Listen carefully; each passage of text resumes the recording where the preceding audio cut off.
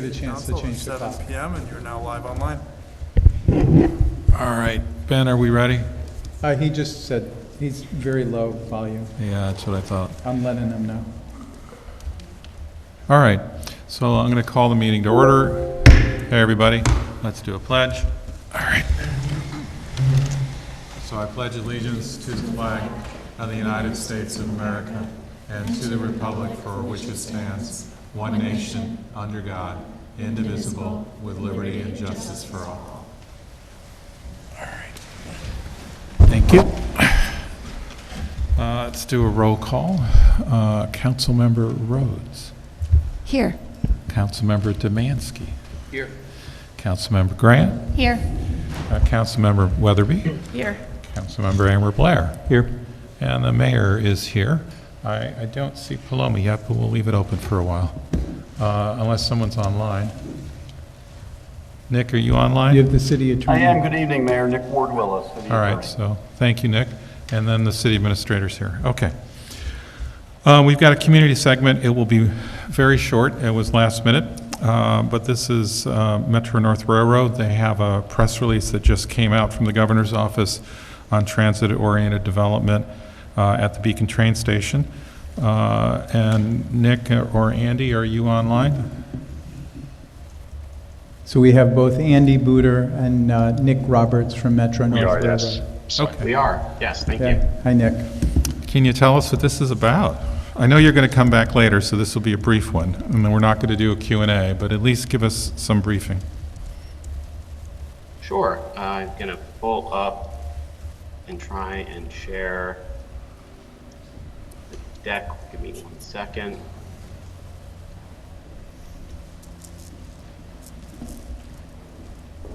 And I'm just finishing up the roll call now. The last person is Councilmember Wake. Are you here?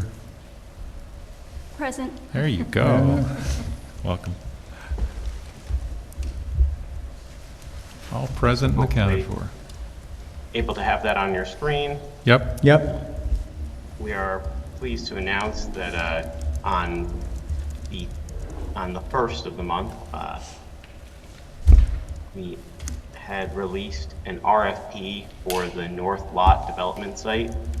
As you know, this is a site that we have been at and worked with the city before, and we've had extensive conversations with the city over the past, well, I guess it's now about a decade, about the different areas. At first, there were no respondents. I'm sorry to interrupt. I cannot hear anything. Andy, can you speak up a little bit? We're really having trouble hearing you. Sorry, I always forget I have to yell when I'm. And we're going to dealing with- adjust you in the room here as well. Just if you'd give us a moment, our Sure. tech guys Thank you. on it. You beat me to it, Amber. I was just about All ready right. to say something.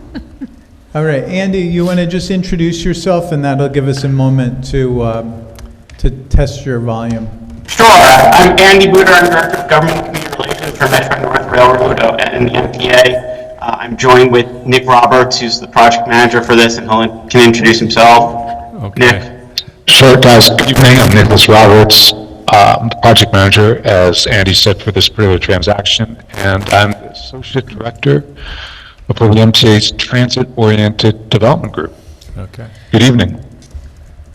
So as I think hopefully most of you know, Metro North and the MTA have had conversations with the city of Beacon for a number of years now. And after a false start a while back, when we had an RFP that had no response, we've once again RFP'd part of our property along the Beacon train station, and we're moving forward hopefully to get some responses within the next month and a half of different things that could possibly be done in a redevelopment there with a transit-oriented development. We had a little bit of a guessing game of when it was going to be released, so we didn't actually have a full presentation for you, so we'll be back before the submission deadline in December to give you a full briefing on this. And if there are any projects, I encourage you, or any questions about the project or about the RFP, if you could get them to Chris, he can then get them to us in advance, and that way we can answer those questions hopefully thoroughly in our presentation and have everything laid out in a very nice way that way. And we can also take some questions through the mayor as well, and once we actually have that full-length presentation. But we did want to let you know that this did go out on Friday. It is for the north lot with some other questions in there. It will be as of right zoning and abiding by all of the city's requirements while also replacing parking. And this is something that's going to be evaluated next year after submissions are due middle end of December. But Nick and I are available for your questions both when we come back for a full presentation. So please, if you could get any questions that you have to Chris, we're happy to answer them during that presentation. And then also, if there's anything else that comes up during that presentation, try and be as thorough as possible. But anything that you have before then, we can also try and answer via email. But we do welcome the opportunity and want to make sure that we're here to be communicating with the city. We view you as a valued partner and want to make sure that this is a cooperative effort to make sure that we get the best possible project for everyone involved. Okay, thank you very much. I appreciate it. I just want to point out how the map works. So the area that you've marked off is north of West Main. So as you're coming down Beekman, if you make the turn to go to Brett's Hardware, you're on West Main. And if you continue down, you go into the train station and you see the overpass on the north side. This is the lot to the north of that. So as you're coming down West Main, it's on your right-hand side before you turn parallel to the tracks. Do I have that right? Yes. I just want to make sure I can describe it to the public accurately. So that's considered the north lot and runs from West Main northwards up until the point where Metro North has some employee parking. Correct, yes. All right. All right. Any quick clarifying things? I mean, they're going to come back with a full presentation, but, you know, we just wanted to make sure that everyone heard what the press release was about, and we'll get a fuller one coming up next because they only heard about it last night, and we asked them this morning, can you come and at least say hi to us? Is it known yet what date they were going to come, just so that way we know when to get our questions in if we have any? We're looking to finalize that. It will probably be within the next 2 weeks. I happen to be away next week, but I'll check with Nick. It might be the week after. I think that's the The Is it the 18th, I 18th? think. We were the week looking of the at the 18th. 18th or the 25th. Okay, great, thank Okay. you. I don't expect that you've addressed this question yet, but in case you have, I think that it would be something worthwhile considering to create access that connects the north lot to Seeger Park on the other side, because all of those residents will be about 40 feet away from an amazing public park, but theoretically and realistically probably have to walk a quarter or a third of a mile to get to it. So I think that would be really good for the quality of living for the folks down there to be able to access Seeger Park. And any input that you have like that, those are great things for us to at least provide feedback, and it's things that the developer will have to look into. But again, it's not. This is a request for proposals, so we're going to be taking basically allowing for this opportunity to be there, and we'll see what the developers decide to do, as we're not necessarily driving and deciding what the project will exactly be. Okay. Can you say a little bit more, or maybe this is a question for Nick, about the as-of-right zoning piece of the RFP? Is that sort of confirming that you'll be building this in accordance with all of our current laws?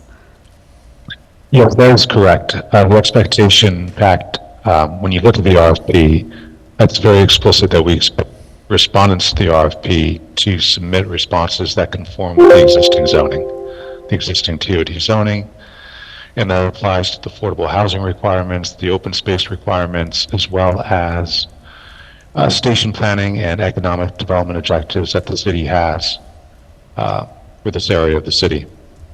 Yeah, And when we you- come back, we'll lay out exactly what those are as of right now, and what what is allowed under the RFP based on your current zoning, and we'll go a little more into depth. So Yep. Nick Ward Willis might be chiming in to tell you all of that as well. But we just wanted to come by and say hi, and we'll have a more complete deck with all of that information and lay out some of the parameters when we come back. Thank you. I was going to say, council members, that with respect to the WD district, that was adopted a while ago, and there are some cleanup language we need to do it for that district. For example, it mentions a reference to a special permit and concept plan review approval. None of that is applicable. This is purely a site plan review before the planning board. So before this process gets too far along, we will be bringing to you some suggested changes to clean that up. Yeah, the other thing that I've heard is a piece of that lot is outside of the WD, and it's part of another parcel, and they may want to do something with respect to that. But it's literally those sorts of tweaks and nothing else from what we can see. So we'll go Correct. through that when they come through, okay? Yeah. All right, I think Look that's forward great. to having a more in-depth conversation in the coming weeks. Yep, so we're looking at 2 weeks from today or 3, right? It's either the 18th or the 25th. And it'll be on the agenda. We'll let you know when they're coming back. Okay. And any questions you have can be emailed to me, and I'll forward on to Andy and Nick. All right, and I appreciate you guys coming here on no notice. Yeah, thank Obviously you. we can do it remote. That's a lot easier on you, but thank you. And I know this was a brief conversation, but I think the sooner we start to introduce the issues to the public, I think the easier it will be. All right, thank you. Understood. Thank you, guys. Yep. Have a Thank good you. evening. Okay, so the next item is public comment. You can comment on anything you like for up to 3 minutes. I'll call people on the list first. There are 2 public hearings, one on the budget, so that if you want to talk about the budget, please wait for that. And the other one is a local law regarding how we structure police mutual aid with other jurisdictions. So if you have a comment on either of those, please hold and wait until the general public comment is done. I'll work off the list. I see one person who asked to make a general public comment. It's Meg Lazarus.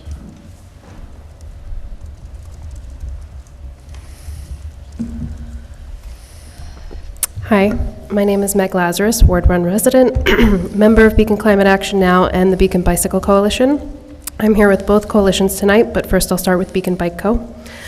Bike infrastructure is about equity. Beacon is expanding, and it is unfair to expect all residents who live here to take on the financial burden of owning and insuring a car. I'll bring up our Fishkill Avenue petition once more. I'd urge the council to look into what can be done to ensure bike lanes can be put into place on Fishkill Avenue now or at a date in the near future. Please do not put in infrastructure that would narrow the lanes, making it impossible to add bike lanes without an extremely big financial investment. Instead, please take a look at the drawings that were commissioned by the city for Phase 2 roadway work between Blackburn Avenue and the Fishkill Town Line. These plans are over 20 years old. To put that into context, Beyoncé wasn't even a solo act 20 years ago. She was still a part of the group Destiny's Child and would be for 2 more years. Mind-blowing. And I understand that a lot has gone into this project already, with many starts and stops, along with the added burden of outside funding and a timeline in which that money has to be spent. But compare that to the lost opportunity or the enormous cost it would take to retrofit the stretch of land down the line. These 20-year-old plans do not reflect the needs of Beacon presently or our future. If the only thing standing in our way of bike lanes on Fishkill Avenue is the sunken cost of having to revise these plans, I think it's well worth it to put that nominal cost in now. Thank you. Thank you very much. Anyone else like to make a general comment? Teresa Kraft. As a longstanding resident of Beacon, a history buff, and a firehouse rat, I wish there was a public referendum to decide what would happen to the 2 deserted firehouses and not just be sold to any big developer behind the closed doors. But I believe that's already a done deal. If tomorrow Dan is voted off this table, if you're lucky, can the city please bring back the former mayor Randy Cassell to fill in the at-large council position? He'd come ready to work with all the city's working and knowledge, and he wouldn't need any up-to-speed training. He'd get my vote. It would be a win-win for every resident. Wow, what a presentation. I think tonight's community segment spoke volumes It reminded me of a sci-fi movie, What's the Rush? I am strongly opposed to what is about to break and land on our Beacon waterfront. This will forever change our historic viewsheds and waterfront. This battle was fought once before with the MTA and the previous administration put into place zoning codes that required the MTA to follow local municipal law and zoning codes. There was also a campaign with other municipalities along the Hudson River to protect them from the MTA and Big Brother overriding local communities. This gross overbuild on the Hudson River was turned down by this municipality and its residents. I would hope that this current administration does not just let the MTA come in and do what they want. I believe so many conversations are held without the city's residents' best interest at heart. And 300 units is potentially 600 people. I know they say it's being built for people taking the train, but we all know that everybody gets a car or two. What about the school districts, the water, the sewer? It's the same questions we ask for every overbuild.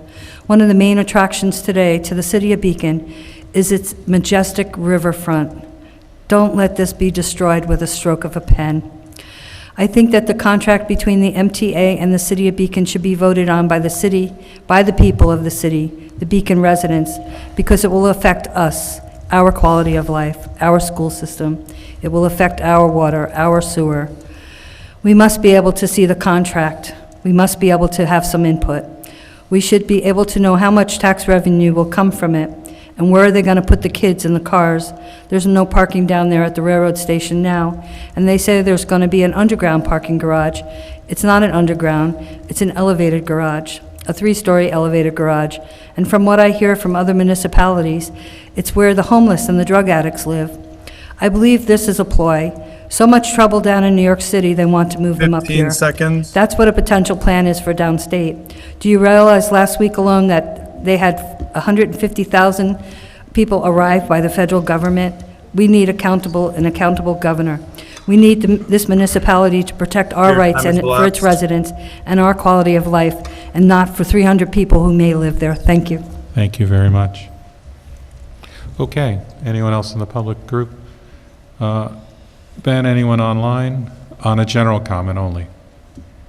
If you're joining by Zoom and you'd like to make a public comment this evening, you will need to use the raise hand option at the bottom of your screen. If you're joining us by phone, you will need to press *9. And if you're joining us on YouTube, you will need to join us on the Zoom link instead by visiting beaconny.gov on this community calendar page. Right now, we have no hands raised on Zoom. Okay. All right, let's go to our public hearings. So the first one is a public hearing on the 2025 proposed budget. Before I open it up, Chris, you want to give it a brief description, and then we'll open it up. We presented a proposed budget back on October 7th for the spending plan for 2025, the general fund, the water fund, and the sewer fund. Since then, we've had 3 nights of presentations. We had the finance, actually we combined one of them. The finance director came and gave an overview of the larger items that were not specifically in the departments. Then we had presentations from the highway, water and sewer departments, and the following session we did the fire, police, and recreation. Tonight we're doing the required public hearing that our charter requires. It was noticed in the paper, and after this hearing, then you're able to vote on it. Our only timeline is you have to approve a budget by the end of the year. So it's a $35 million spending plan. Again, the tax impact on homeowners would be under 3% increase in taxes. Commercial properties go down another 7% and change. Our tax rates continue to go down to the lowest rates in more than 15 years, and yet we're still making investments in key infrastructure and equipment as well as staffing. Okay, so let's open it up to public comment. First one is Jesse Van Amberg.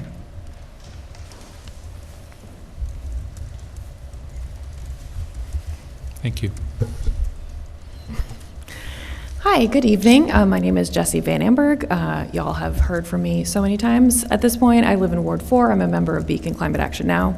I'm here tonight because I want the City Council to include more money in its budget for proactive solutions to our community's housing crisis, including hiring a housing justice coordinator, funding an ad campaign on good cause eviction and tenant rights, expanding legal aid access for residents, and funding enforcement of our rental registry.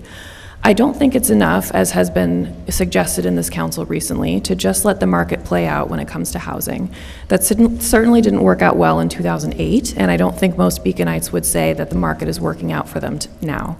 Just on Saturday at Beacon's Taproots Festival, I talked to someone who had to move to Newburgh after living here for nearly a decade because her rent became unaffordable. I have many friends, folks who are part of the vibrant, artistic, activist community that makes this city so appealing and wonderful, who have had to abandon their search to buy a home in Beacon because prices are so high. Yes, housing affordability is complex and it's impacted by a lot of factors that require federal and state interventions. But in my opinion, that doesn't absolve a local government from doing everything in its power to ease the burden on its residents, preserve the spirit and makeup of its community, and ensure that this is a place where real people can thrive. I want the city, like I said before, to hire a housing justice coordinator like they have in Hudson, who has extensive subject matter expertise and who can help the council with policy recommendations and other initiatives. I think it's also important that the city prioritize putting out a public service campaign on good cause evictions so people know their rights. I've met so many people, including just this past weekend, who have no idea that the city passed this bill over the summer or what it entails. I would love for us to advertise it more. I also think it's important for the city to have an expanded legal aid fund for residents to help them take advantage of good cause protections, because fighting an unfair eviction in court is expensive. And I'd also love to see the city enforcing its rental registry. Budgets reveal what governments truly value, and if the city really cares about housing affordability, as I've heard many times from members of this council, which I appreciate, then I think it's time to get serious about funding more robust solutions. Let's use the financial success of our city to make life better for all Beacon residents. Thank you for your time. Thank you. Ashley Bonds-Liptak. Good evening, Council.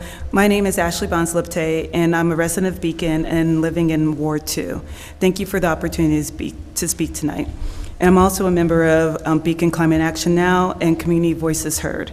I feel fortunate to live in Beacon, a place that I've been welcomed to with my family, and we've had put down roots since 2021, so relatively recent. But however, I've seen many of my close friends and neighbors who have had to pick up their lives and move elsewhere due to the skyrocketing rents. I've had countless conversations with them about the high costs of living here, and it worries me deeply. One of the reasons we chose Beacon was because of the rich diversity and vibrant community of the Black and Brown residents, as well as the affordability and proximity to New York City. These factors made Beacon feel like home, yet the rents and the home prices continue to rise. The very essence of our community is at risk. So here, I want to ask the council to fund more housing justice solutions in the 2025 budget. A comprehensive approach to housing justice that addresses critical needs to our community is extremely important. First, I urge for you to consider hiring a housing justice coordinator. This dedicated position would not only streamline our housing efforts, but also ensure that the voices of the residents are heard in our policy-making process. A coordinator can facilitate communication among various stakeholders, including the tenants, landlords, and advocacy groups, fostering a more equitable housing environment. Next, I propose funding an ad campaign focused on good cause eviction. Many residents are unaware of their rights, and the informative campaign can empower them with knowledge. By educating our community on good cause eviction laws, we can help prevent unjust evictions and promote stability for Beacon families. Enforcing the rental registry is also crucial. A robust rental registry can help us understand our housing landscape, ensuring compliance with local laws and protecting tenants from unsafe living conditions. We need to allocate resources to ensure this registry holds landlords accountable and will make sure that all rental properties meet necessary safety standards. Finally, expanding access to legal aid for Beacon residents is essential. Many low-income tenants face eviction or unsafe housing situations without a means to seek legal help. I live on Roundabout Avenue and close to School Street. I was walking, as I usually do, to the Beacon Rec to drop off my compost, and I saw someone's belongings out on this curb. I don't know exactly what happened, but I would hate to think that, this family had no idea that was coming. Ben, we can't hear Ben, but her time has elapsed. Okay, can you wrap it up? And Ben, we can't hear you in the hall here. Well, please consider these housing justice initiatives. Thank you. Thank you so much. Elise LaRocco? I'm going to go to Ben. Yeah. Thank you. First of all, I want to thank you for your dedication. I know it's a lot of hard work. I live in Ward 2, and I'm here for people who don't have the luxury to fight to speak for their rights. Maybe because they have an extra shift at work tonight. Maybe because they're working the second job or third job. Or maybe because they're a single parent household and they can't afford a babysitter. But these people are the spirit of Beacon. And they are struggling with the high rents. So I'm here as part of the Beacon Climate Action Now too, to ask you about really putting in a housing justice coordinator and other things to really do something about the exorbitant rents. I moved here from a boring suburb because I wanted diversity. I wanted creativity. I wanted artistic. I wanted working poor. I wanted to be with the people. And that's what Beacon is.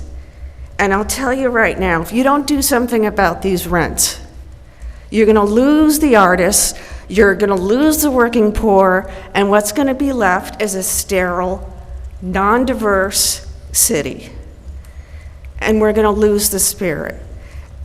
And I just want to ask you to think about when you made that decision, you want to run for city council, that feeling you had.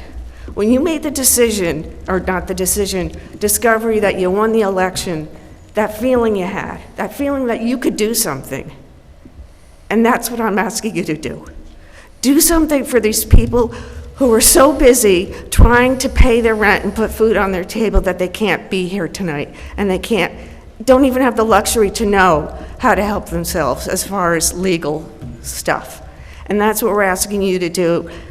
And I know you can do it because you are all great people. Thank you. Thank you very much. Arthur Kamens?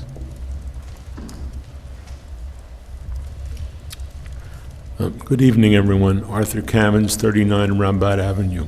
I'm speaking tonight as a member of Community Voices Heard and also Beacon. CVH, Community Voices Heard, is a 30-year-old member-led organization with members in Beacon, Newburgh, Poughkeepsie, and the Hudson Valley, and in Westchester, Yonkers, in New York City. We stand and fight for the needs of working people, and housing is the biggest and most immediate need. We've been knocking on doors and talking to people, especially renters, for many years. You know what stands out? The number of people, including many of our members, have been pushed out of Beacon, and how many folks are afraid to complain to their landlords. The insecurity of renters is pervasive. But it's not just renters. For example, we bought our home in Beacon almost 8 years ago in anticipation of a substantially reduced income in retirement. Beacon was appealing for a variety of reasons, not least of which was its racial and economic diversity. At the time, for us, it was comparatively affordable. Not true any longer. I couldn't come here now. It's still a wonderful community, but things have changed dramatically and not for the better. We've watched people pushed out due to the uncontrolled, exorbitant cost of rent and taxes. Homeownership, the main source of generational wealth, is now out of reach for the majority of people of modest means. Our taxes have increased over $33,000, while our income in retirement has shrunk. So our house has increased in value, but that's only worth anything to our children when we're dead. Our mortgage is stable. That's not true for renters. If I have a maintenance problem, I don't have to beg a resistant landlord. Beacon has made a small positive move in passing the most recent good cause eviction law due to citizen pressure organized by the folks who are speaking to you tonight. However, nothing has been done to let folks most in need to be aware of the advantages offered by the law. That's just wrong. A law that no one knows about is just performative and therefore worthless. As a number of people have demanded, we need a vigorous outreach campaign. In the next budget, we need a housing justice coordinator. Renters need someone to whom they can turn for support. Landlords intimidate tenants, and going to court is frightening for many. That's why we also need to budget for an expanded legal aid. We need to ensure the Beacon Rental Registry is enforced, for all the reasons you've already heard. On this election eve, do something to show Beaconites not all government is blind to people's needs. Thank you. Thank you. Deirdre Woods?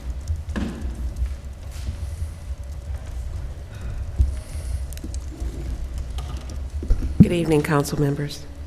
My name is Deidre Woods. I have lived in Beacon for 3 years. I moved from the West Coast to Beacon to be here with my daughter and granddaughter to help her start her family.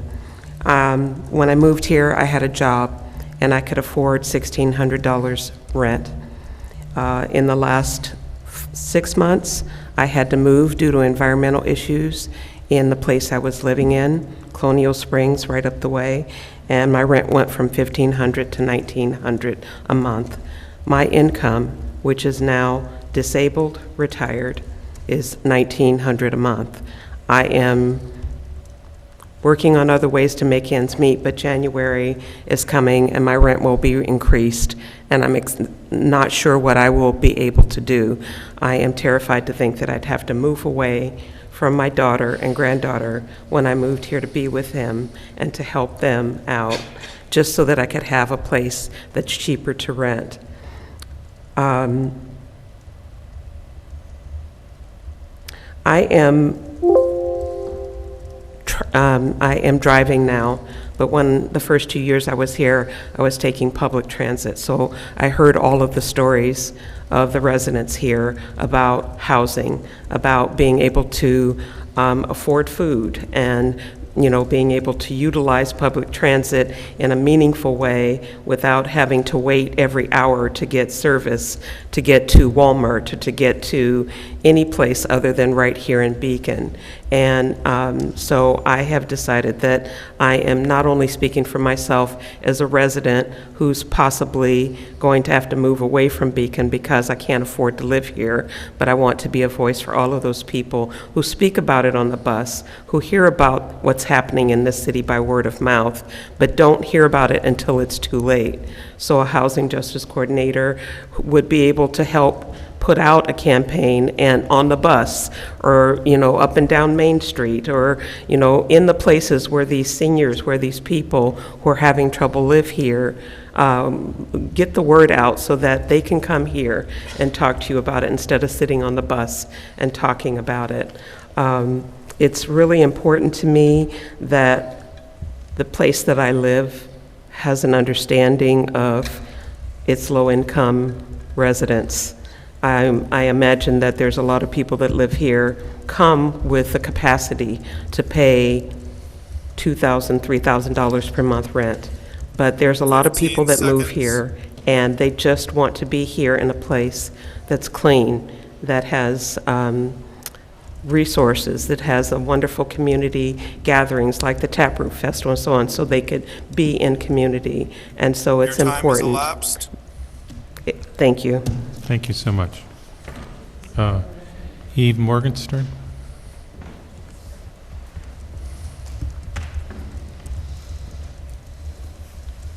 Hi, everyone. My name is Eve Morgenstern, and excuse me, I'm a homeowner in Beacon. I live in Ward 4, and I'm also a member of Beacon Climate Action Now. I'm joining with Beacon tonight to ask the city to address the housing crisis in the 2025 budget and make this city more affordable to all. Beacon would like to see the city hire a housing justice coordinator. You hired a climate smart coordinator, Faye Leon, and she has been fantastic in providing sustainability options in Beacon and educating the public about these initiatives. Now we need a housing justice coordinator. That would be fantastic. We would also like you to fund an ad campaign about good cause eviction so that residents understand their rights. And thank you, by the way, for passing good cause eviction. And we want you to enforce the rental registry and expand legal aid for access to Beacon residents. When I moved here 10 years ago, I was drawn to what I experienced as a diverse, mixed-income community that offered affordable home ownership and affordable rentals to young families starting out, to working class and middle-income families, and the city offered affordable rentals to low-income families. I loved what the city provided, and I was fortunate I could buy an affordable home here. However, over the past few years, I have grown concerned with the rapid development of our city and the high prices for homes and the rents that are out of reach for too many. Do we want to lose the very diverse, special culture and fabric of this city with an important working class history? In fact, we should be indebted to the working class of Beacon that built this place up. We don't want to reduce them to a cute little plaque that, they once lived here. That would be very sad. Years ago, I was hired by the government, HUD, and the Federal Reserve Board, actually, to document how cities were coming up with solutions to the foreclosure crisis, actually to the aftermath of the foreclosure crisis. And I was so inspired by how these cities provided affordable home ownership to working class families rather than encourage developers to gobble up all the housing stock and flip them for a profit. And I saw how preventing out-of-town investors from buying and flipping strengthened community investment and good feeling. People wanted to live in these places, set down roots, and build a life. 15 seconds. Market rate homes eventually were part of the mix, but these cities protected a good percentage of affordable ones. This is a form of investment I want to see more of here in Beacon. I hope you can include our ask in your 2025 budget and work towards housing justice for all. Thank you. Thank you very much. Jane Durand? Hi, good evening. My name is Jane Durand. I'm a resident of Ward 1 and a member of Beacon Climate Action Now. So I'm going to underline some of the things you've already heard. I'm also here tonight in support of the council including funds in its annual budget for tangible solutions to our city's current housing crisis. The council has the power to allocate money towards this issue to make real progress at the city level, which is so important as part of the big picture. There are several practical ideas we've generated at Beacon that I'm in support of and which you've already heard about, but just to, again, echo them. They include hiring a dedicated housing justice coordinator, leading a public service campaign on good cause so tenants know their rights, expanding legal aid access for Beacon residents so more people have the ability to challenge unfair evictions, and funding enforcement and maintenance of our rental registry. All of these do require budgetary funding to work. I do understand that. All of us have met people, I'm sure you all as well, who've been priced out of living in Beacon, including both long-term and newer residents. I spoke to dozens of neighbors last year through door knocking with Beacon, and the number one concern was the cost of living here. This issue is on people's minds on a daily basis, and those who are most vulnerable to the high cost of housing deserve better protection from the city through adequate resourcing. What better progress can we make as a city right now than helping to keep people secure in their housing? Putting money in the budget behind these housing justice tactics would be a meaningful step forward in prioritizing one of our community's most basic needs. Thank you very much for your time and everything you do. Thank you. Meg Lazarus?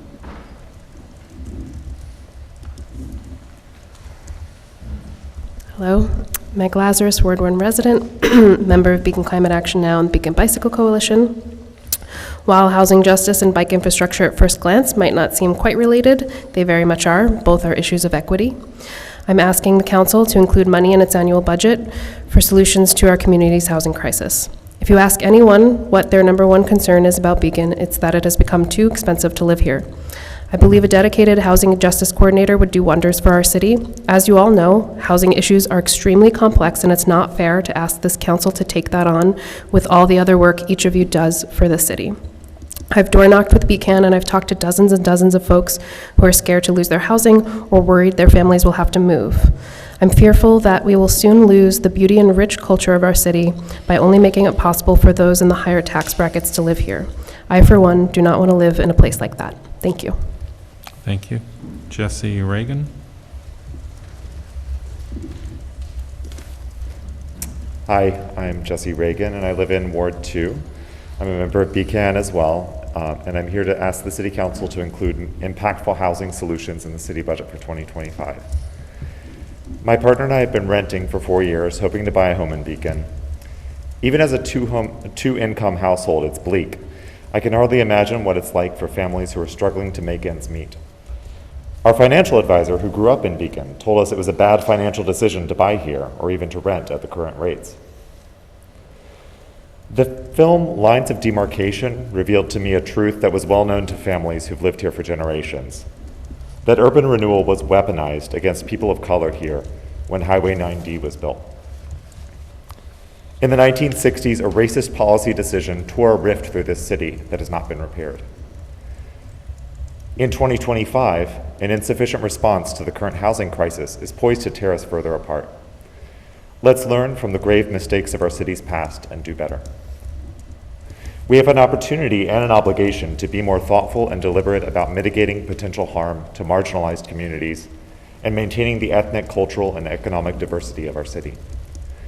I want to reiterate Beacon's ask that the council allocate funding to hire a housing justice coordinator, educate residents about good cause eviction, expand legal aid for residents, and enforce Beacon's rental registry. Let's commit to protecting the dignity of the most vulnerable in our community. Thank you. Thank you very much. Anyone else want to make a comment on the budget? Teresa Kraft, I'd like to thank Susan Tucker and all of the heads of the departments for putting together the budget. And I believe at the workshop, the council members spoke that they were going to bring housing to the forefront in their discussions for this coming up few meetings. I also want to say that maybe with all of these new developers, there has to be some fund in there for this person that will oversee this department that they would like installed, so you don't have to make a new line item. You can create one with all of these big pocket developers coming to town. Thank you. Thank you. I'm okay with the budget. Thank you. Sure, come on up. Tell us who you are, where you live. Hello, my name is John Gagan. I live in Ward 1. I'm also a member of Beacon Climate Action Now. Similar to others from Beacon who have spoken, I'm calling for funding in the city's 2025 budget for the following. One, to follow the example of nearby cities like Hudson and hire a housing justice coordinator to guide the city's policy and provide constituent support on housing-related issues. Two, educate residents on their new rights under the good cause eviction law that was recently passed. Three, expand legal aid access so more people can protect themselves from unfair evictions. And four, enforce Beacon's rental registry to discourage illegal short-term rentals and ensure the safety of buildings and occupants. I'm asking this not just for people like myself who began renting in Beacon a couple years ago, but people like my barber, Michael, who has lived in Beacon for 20 years. He is thinking about leaving after all this time because of the cost of living. And I ask myself if he knows about his rights under the new cause eviction law. If he has trouble paying rent, Can he afford a lawyer to combat a potentially illegal eviction notice or rent hike? Will a housing shortage, partially made worse by illegal short-term rentals that shrink the pool of available housing, drive his rent even higher and push him out sooner? There are practical measures that the City of Beacon can take to help long-term residents like Michael stay in Beacon, and I ask you to prioritize them in the city's budget. Thank you very much for your time. Thank you. All right, anyone else? Online, Ben? Our first Zoom speaker is Julie Winterbottom. Julie, you have permission to speak whenever you're ready.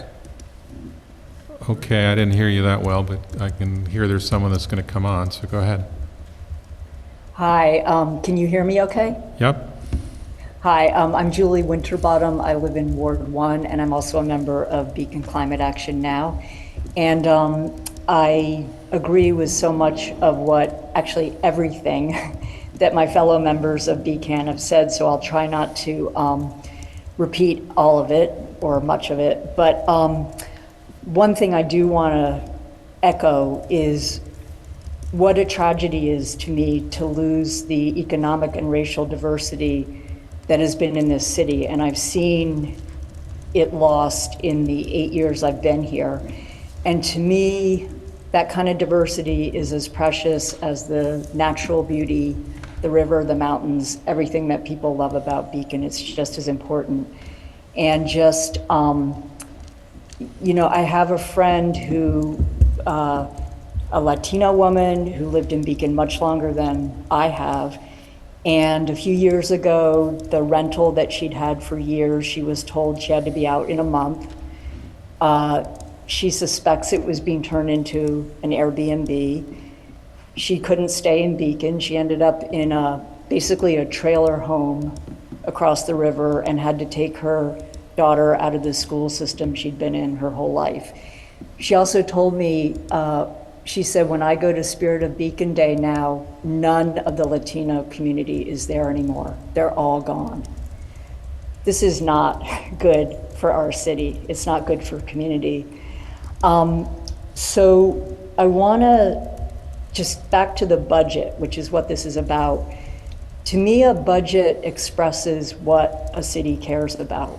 I know you all care about affordable housing because I've heard you say it, but it's putting money behind that to get these things done, the rental registry, some legal aid for renters who are being evicted, the things that people have talked about, educating about good cause eviction. It's putting money behind these things that will make Beacon an unusual city that's at the forefront. But I want to just zero in for a second on the Housing Justice Coordinator idea. I think this is so powerful. I think if we could get someone on board who's got deep expertise in affordable housing, they could do all kinds of things. Collaborate with our planner on finding the best possible zoning, especially for this area of Fishkill Avenue, which I'm dying to know what kind of affordable housing will be included in that.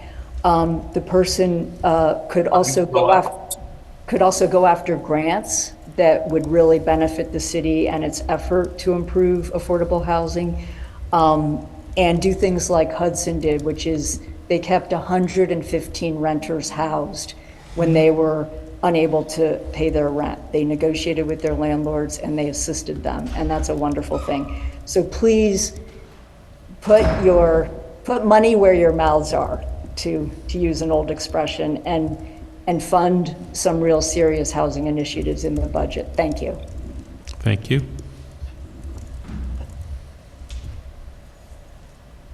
Ben? Don't forget it's on Zoom. Okay. I'll take a motion to close the public hearing on the budget. Motion.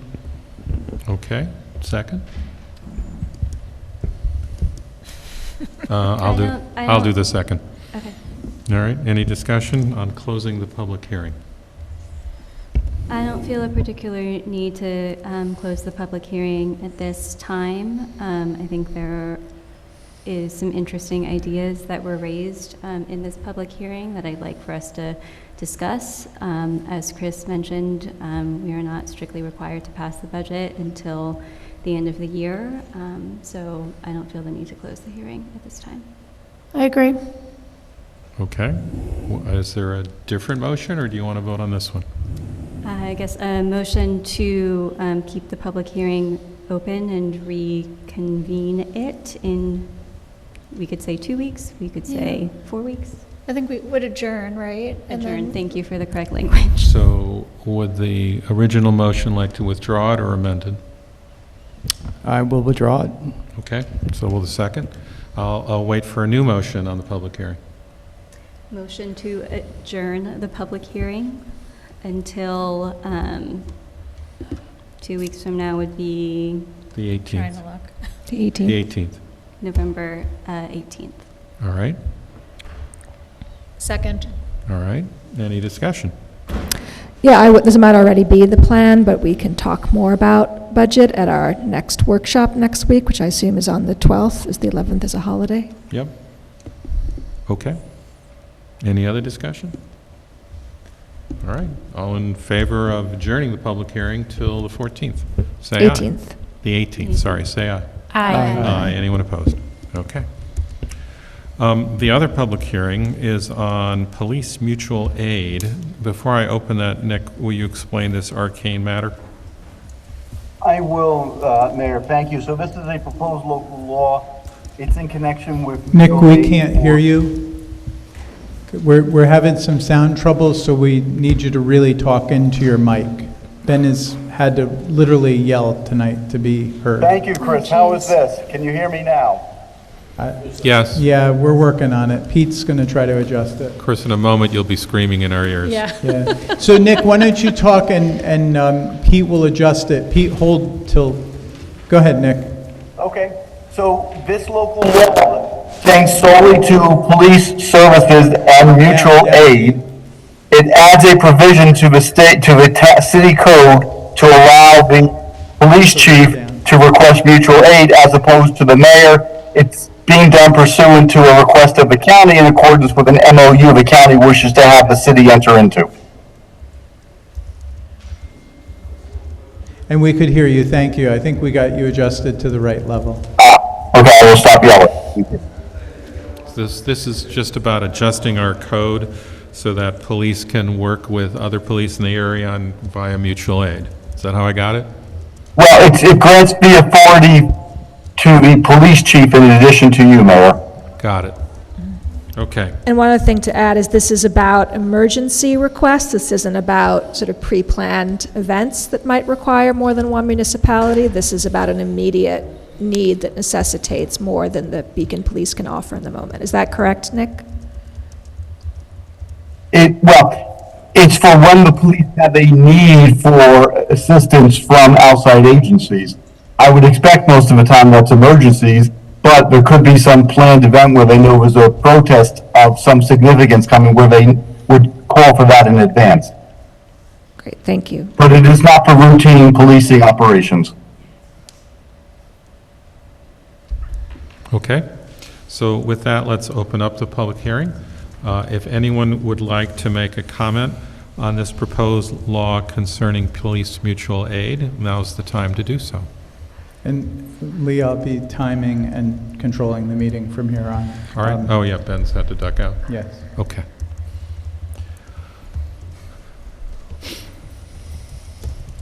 I just want to say that I'm in agreement with what the police chief was talking about, and I believe that if we do need mutual aid, we should be getting it, as well as if we are extending it, we need to receive it as well. I wish the same thing was for the fire department. I'm 4 minutes away from the fire department in Glenham. It's 7 minutes away from the one at 13 South Avenue. But at South Avenue, you'd have to include all of that traffic, so I feel safer living next to Glenham. Thank you. Thank you. Not seeing anyone else in the physical public who wants to make a comment, unless someone wants to raise a hand. Anyone online, Chris? You have no hands online, Mayor. All right. So I will entertain a motion to close this public hearing. Motion. Second. That was Amber and Molly. Any debate? All in favor of closing the public hearing regarding police, local law, and mutual aid, say aye. Aye. Anyone opposed? Okay. How about reports? You want to start, Dan, at your end, and we'll work around? Sure. Thank you. So first off, I want to extend an invitation to all of Beacon for the event opening the new firehouse on November 16th at 11 a.m. I'm sure the mayor or the city administrator will probably say more to that soon. On November 17th, I will have office hours from 10 a.m. to noon at Trax on 1 East Main. So remember, I always do it on the third Sunday of the month. And then lastly, in lieu of a recent application to the planning board that appears to be automotive-centric and seeming not in keeping with some of the aims that the City Council has for the Fishkill Avenue area, a law that we worked on last year, and we were very close to passing before the committee was created. And in lieu of the committee continuing their work, I believe that on Fishkill Avenue, we should call for a moratorium on new applications until the committee completes its work. And I hope that other council members will join me. Thank you. Okay. Good evening. I was lucky enough to represent the city last Friday evening on the Sloop Clearwater up in Kingston for their gratitude sale, which was their last sale of the season. This was a totally new experience for me, and it was really great to see the commitment that they have for the community and that they really want to reach out to students, youth, to have them come on the boat and have that experience and learn. It just seemed like a really great thing that they offer. And I mean, Friday was beautiful. Unfortunately, I could not attend the grand reopening of the We Play playground, but I know I have been on it with my grandchildren and we loved it, but I was sorry I wasn't able to attend. One thing I wanted to check on, the leaf pickup by the vacuum, is that done, or will there be a schedule? I know some people were asking about it so they can have their leaves out there, but I know I've seen it around town already, around the city. And then also just voting, I know that the city put out a phone call and text that tomorrow is election day, and for the first time that I know of, we can vote at any of the 3 City of Beacon voting locations. If you haven't voted already, that is South Avenue Elementary, Roundabout Middle School, and also Memorial Building at Fishkill and Teller. And then I will second what Dan had said of the concern of the application, and would like to look at a moratorium for Fishkill Avenue. Thank you. I'll keep mine brief. I will second or third, encouraging everybody to vote tomorrow if you have not already. And I will also second or third Dan's interest in a moratorium on the building on Fishkill Avenue until the committee has completed its work.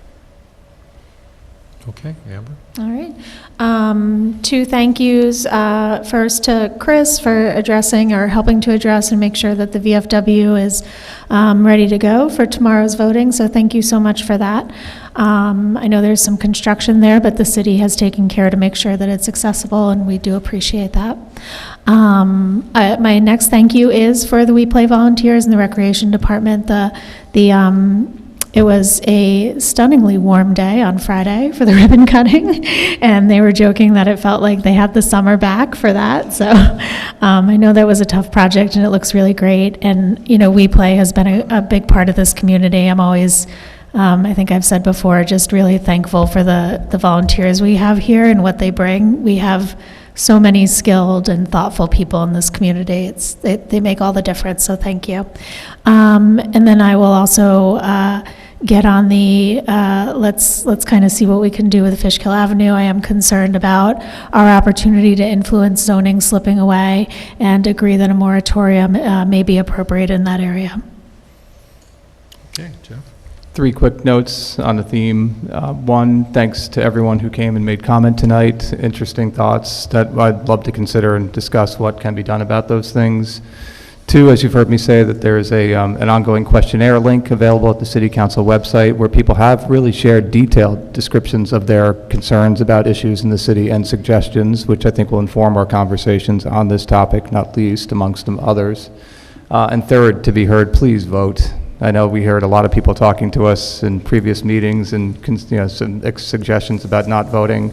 Please vote tomorrow if you haven't already done so.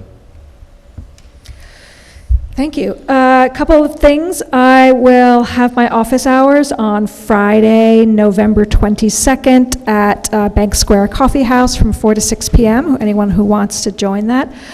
In terms of the potential for what we want the future of the Fishkill Avenue Committee to bring and potential moratorium, I'm also happy to explore that. Maybe a specific request question for you, Nick, is whether or not we can discuss that or should discuss that at our next workshop on the 12th, either in executive session or in public. I'm also aware that the planning board has their meeting the next day, so that possibly might inform both them and the applicant if we have a direction that we can share with them at that point, so that timing might work out well.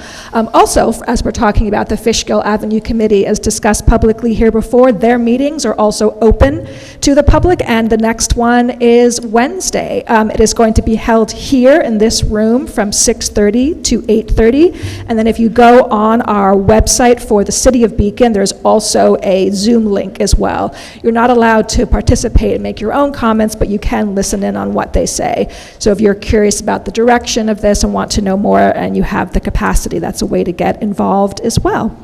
I also want to add in terms of voting, for those who haven't voted, just to add some more detail, that it starts at 6 a.m. and goes till 9 p.m. tomorrow. That's how it works in New York State. And if you're used to voting at JVF, JV Forrestal, that is not one of the locations, so please don't go by that location unless you want to see me, because I might be hanging out there, as I have in the past, at former poll sites, just to direct people where they want to go. And with that, I'll pass it to Lee. Yeah, also don't go to South Avenue, Tompkins Hose Firehouse, because it's not there anymore. But South Avenue is, what is in place of Tompkins Hose Firehouse is the Beacon Central Fire Station. I do have a proclamation that I want to read, and that concerns a declaration of a local state of emergency. This is in connection to the fire risks that you're seeing, not so much directly in Beacon, but it does apply to this region. So pursuant to New York State Executive Law, Section 24, a state of emergency is hereby declared in the city of Beacon, effective immediately, and shall remain in effect for a period of not to exceed 30 days unless sooner rescinded or extended. This was issued on November 1st, so this will expire on November 30th. No, on the 6th, and it will be probably extended. It's a 5-day notice. Oh, it can't begin until the 6th? No, it ends on the 6th. Of December or the? Of November. It's a 5-day sorry. notice. Yes, and I'm it sorry. has to be Thank renewed you. every 5 days. All right, got and it. we will be renewing it because there's no rain in the extended forecast. Sorry, I didn't get it. Okay, so it shall remain in effect for a period not to exceed 30 days, but this one is going to be for 5. So after consultation with Dutchess County 911 Ward Emergency Services, and upon the advice of the City of Beacon Fire Department, this state of emergency is being declared in the City of Beacon due to extreme drought conditions, wind, and an area-wide increase in wildfires which threaten the public health, safety, and welfare of our citizens and of private property. As Chief Executive of the City of Beacon, I, Lee Kiriakou, have exercised my authority under New York Executive Law, Section 24, to ensure that all necessary and available assistance from the City of Beacon may be rendered in furtherance of health, safety, and well-being of everyone residing and working in our community. I hereby issue this emergency order banning all exterior open burning, including campfires, in the City of Beacon, effective immediately. I hereby direct all departments and agencies of the city to take whatever steps are necessary to protect life and property, public infrastructure, and to provide such emergency assistance deemed necessary to implement this emergency order. Again, it's dated November 1st, and again, help me out, Nick, this will expire on the 5th unless I renew it? It's the 6th. Correct. So, Mayor, there are two items that you have done. One is you've declared a state of emergency, which is valid for 30 days. Once that emergency is declared, you have the authority to issue emergency orders. Those orders are only valid for 5 days, and you can renew them. We're losing you, Nick, again. I'm sorry, it's really hard to hear you. Sorry, Chris. I don't know if this helps. The emergency. Yeah. Okay, so you did two things, Lee. First, the state of emergency is declared and is valid for 30 days. Yes. Once you declare a state of emergency, you now have the authority to issue emergency orders. Those orders are valid for 5 days. You declared a state of emergency, you've now issued an emergency order regarding no open burnings, which is valid for 5 days and will need to be renewed every 5 days. Got it. Okay, so to reiterate, this is declaring a state of emergency for a period of 30 days, and that the order that I'm issuing as an executive order for the next 5 days through November 6th is banning all exterior open burning, including campfires, in the city of Beacon, and that I expect to renew that on the 6th for another 5 days, given that my authority is limited to 5 days at a time.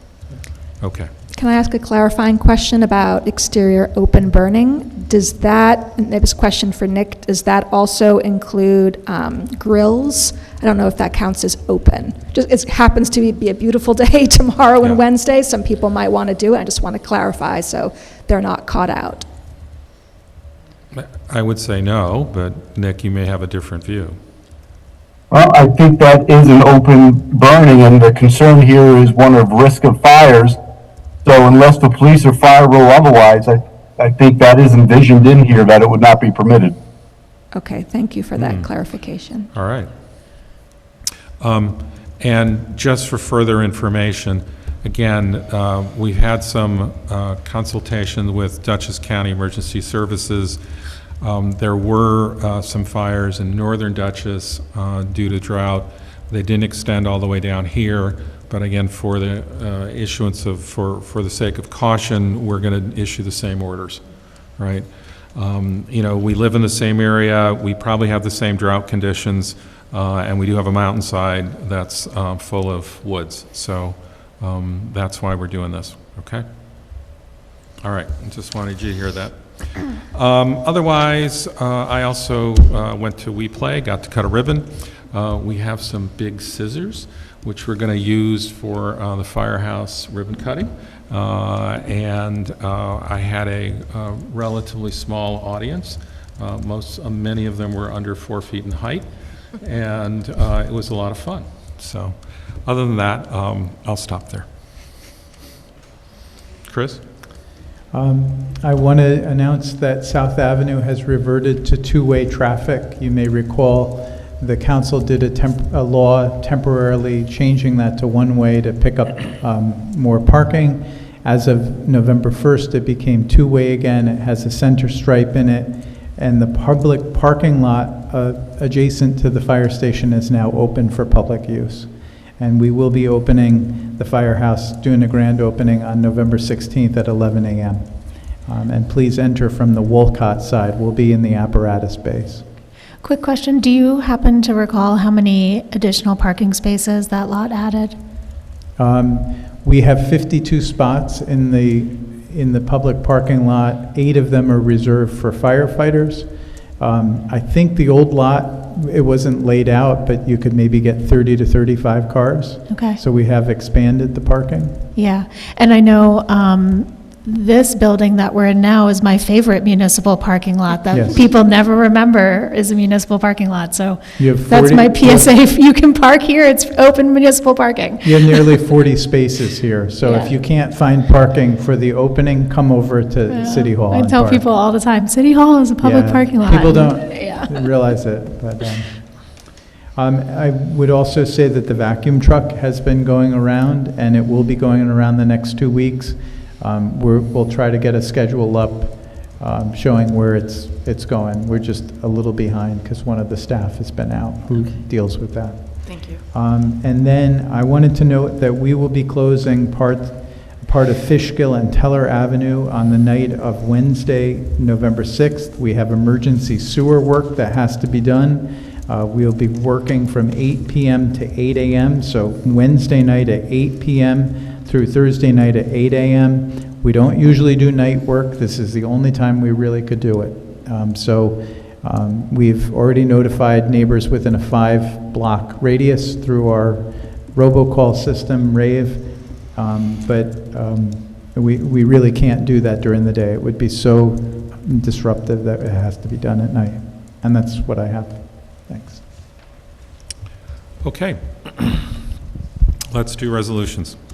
So the first one is authorizing the city administrator to execute an agreement. It's with Blue Heron Construction Company, and it's for general contractor services for the wastewater treatment plant dewatering project. Can I get a motion and a second? Chris will describe it. Motion. Second. So, wow. That was You decide Amber for that. and Molly. Check the videotape. All right. Chris? So we've talked about this project for about a year and a half. It is the replacement of the failing belt press system that dewaters our sludge. We put this out to bid both for the general contractor and electrical contractor. For the general contractor, we had 5 bids, and the low bid was submitted by Blue Heron Construction Company, LLC, in the amount of $4,407,611. The engineer, Ty and Bond Engineering, has checked their references and their financial capacity. They look like they are fully able to do this scope of work, and they are recommending award of the bid to this company.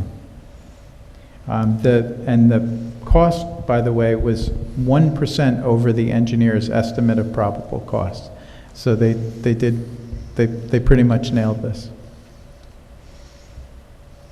Okay, any discussion? All right, all in favor of authorizing the city administrator to execute an agreement with Blue Heron Construction regarding the dewatering project, say aye. Aye. Anyone opposed? Okay. Second one is authorizing the city administrator for another agreement, this one with American Electric, and it's for electrical contractor services, also for the wastewater treatment dewatering project. Can I get a motion and a second? Motion. Second. So that was Paloma and Dan. Okay. Chris, anything you add? Yeah, this is also related to the dewatering. Under Wick's Law, we had to do this under 2 separate contracts.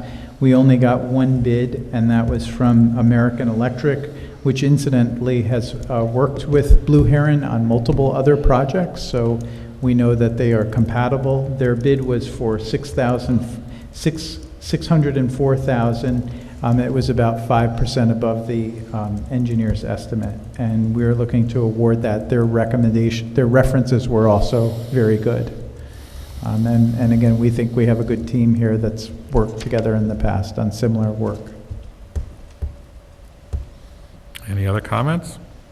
All right, all in favor of authorizing the city administrator to execute an agreement with American Electric, please say aye. Aye. Aye. Anyone opposed? Thank you. All right, the third one is a resolution on a local law. It is creating an occupancy tax for hotels, motels, and short-term rentals. Can I get a motion and a second? Motion. So that's Molly and Pam. Nick, will you provide us a little bit of information on it? I will, and please let me know if the audio is not good. This is a local law that was subject to a public hearing the council held and closed.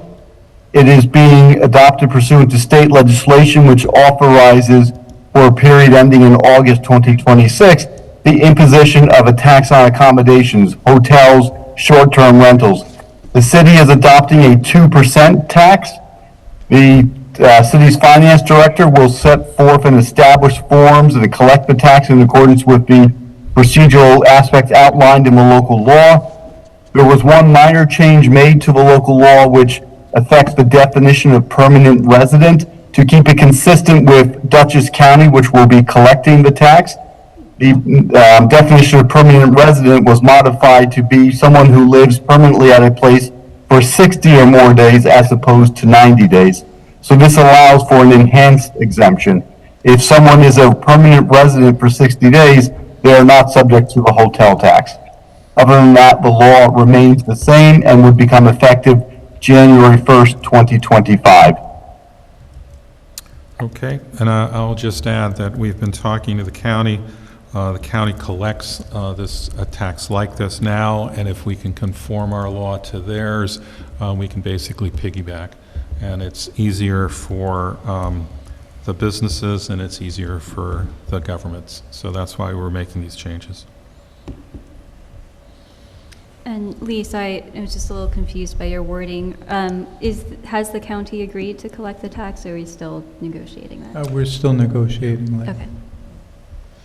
Yeah, we're just trying to make them as uniform as possible, and that would, makes the discussion easier. And it depends who you're talking to at the county. Yeah. I see. Yes. But yeah, I mean, ideally, there's no reason to have two different forms and differing days and definitions and have us to collect and have others to collect. So my ideal would be to agree on how to do it together. So, all right, so all in favor of adopting a local law concerning a hotel, motel, and short-term rental tax, say aye. Aye. Aye. Anyone opposed? Great. All right, the And next. this takes effect January 1st? January 1st. Correct. And I wanted to clarify when it is that we are scheduled to revisit the law. We need to renew it It's next summer, yes? mid-2026. Six. Yeah. 2026. Nick, is it August 2026? Well, so the state authorization expires August 1st, 2026. But this local law, I don't believe, expires. So it's the state authorization that expires. If the state does not authorize it, then you would not be able to collect the tax.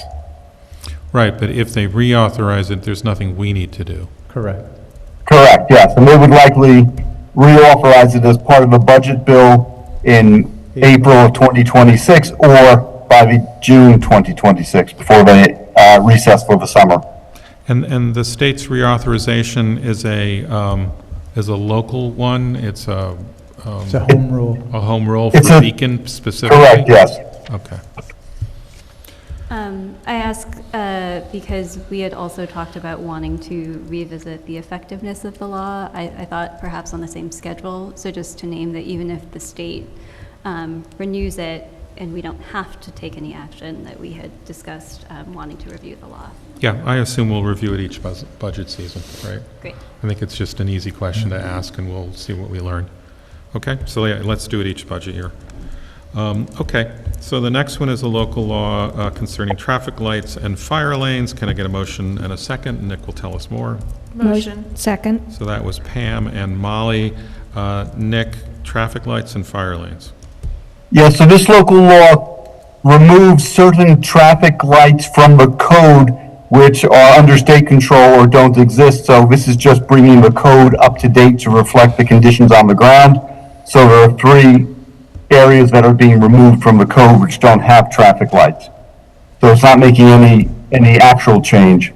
The second aspect of this is creating a local law provision governing fire lanes that is similar to the New York State provisions. It's being reviewed by your building code, your building inspector, and it adds additional language that authorizes the planning board to impose fire lanes where they deem it necessary, where it might not be authorized under state law. All right, so these sound like cleanups fundamentally. Correct. Okay. Any discussion on this one? All right, so all those in favor of adopting local law 11 concerning traffic lights and fire lanes, say aye. Aye. Anyone opposed? Thank you. All right, the next one is a local law concerning police mutual aid, which we had a public hearing on. Can I get a motion and a second? Motion. Second. Dan and Amber. Nick, was there anything you would add that you didn't say at the start of the public hearing? Nothing further to add, Mayor. All right, so any discussion on this one? I just wanted to clarify a comment that was made in the public hearing that we do in fact have a mutual aid agreement for our fire department. Is that correct, in services? There's a regional agreement for, we rely on mutual aid, so we give it and we receive probably more than we give. Right. So I don't know if there's a written agreement, but there's a protocol in and around the county. So it actually includes Fishkill, Castle Point, occasionally even Newburgh. Okay, thank you. Mhm. All right, so all in favor of adopting local law regarding police mutual aid, say aye. Aye. Anyone opposed? All right, and the last one is a resolution authorizing the city administrator to execute an agreement with Barrett Roofs, Inc. This is for the roofing reconstruction project at the wastewater treatment plant. Can I get a motion and a second? Motion. Second. So that was Amber and Pam. Nick or Chris, would you add anything about this one? I would, Mayor. In this resolution, the council is doing two things, and this doesn't happen that often, but it's happened, I think, at least twice this year. The contract is not being awarded to the lowest bidder because the lowest bidder did not comply with the law. In this resolution, the council is finding that the lowest bidder's bid was incomplete and non-responsive.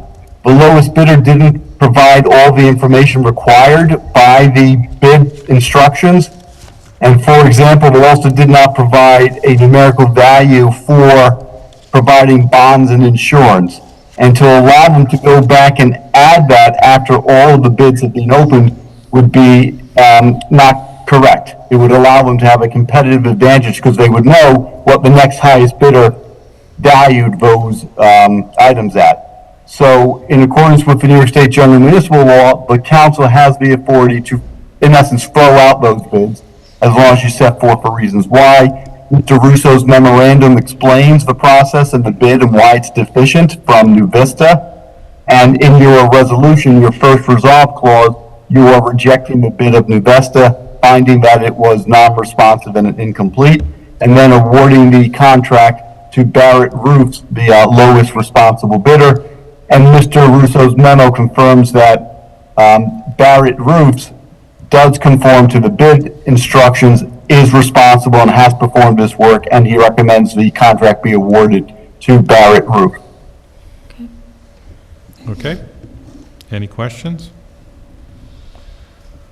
All right. As discussed, all those in favor of authorizing the city administrator to execute an agreement with Barrett Roofs regarding the roof reconstruction project, say aye. Aye. Aye. Anyone opposed? Okay. I will next look for a motion to adopt the minutes of October 21st. Motion. Second. Molly and Dan, any changes, additions, corrections, deletions, comments? All in favor of adopting the minutes of October 21, say aye. Aye. Aye. Anyone opposed? Thank you. Okay, this is our second opportunity for public comment. If you didn't make one at the first one and would like to now is your opportunity. I see no one in the physical audience who wants to make a comment. Anyone in the virtual? There are no hands raised online. All right, so just to announce that the next meeting will be a workshop. It will not be on Monday, November 11th. It will be on November 12th because the 11th is Veterans Day. It will be Tuesday, November 12th at 7 p.m. And with that, I will take a motion to adjourn. Motion. Second. Dan and Paloma, all in favor, say aye. Aye. Anyone opposed? Want to stay longer? All right. Good night, everybody. Good night. Thank you. Good night. My time. Thank you. Thank you.